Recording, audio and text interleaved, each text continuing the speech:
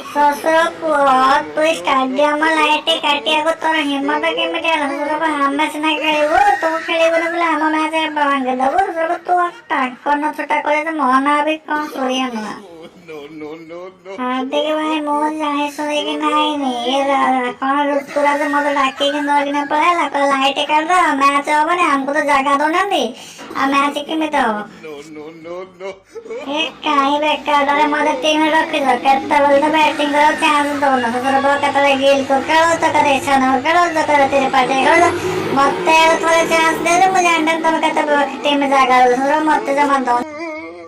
ତା ବାପା ମା ନଥିଲେ ବି ବନ୍ଧୁ ସବୁ ନାଟ ଦେଖାଉଛୁ ଲାଇନ୍ କାଟିବାକୁ ଆଇଛୁ ମୋର ତ ଟାଙ୍କ ଭାଙ୍ଗିଦବାକୁ ଆଇଛି ତ ଲାଇନ୍ କଣ କାଟିବ ମୋର ତ ଟାଙ୍କ ଭାଙ୍ଗି ସବୁ ଲାଇନ୍ ଦେଖାନ୍ତି କି ନିଜେ ତ ଫସିବ ତୋର ମତେ ଫସେଇବାକୁ ତତେ ମ୍ୟାଚରେ ଖେଳେଇବେନି ତୁ ଆ ମେସିକି ଲାଇନ୍ ଟା କାଟ ୟା ଯୋଗୁଁ ମୁଁ ଅପମାନ ହେଲି ହାର୍ଦ୍ଦିକ ଭାଇ ସାମ୍ନାରେ।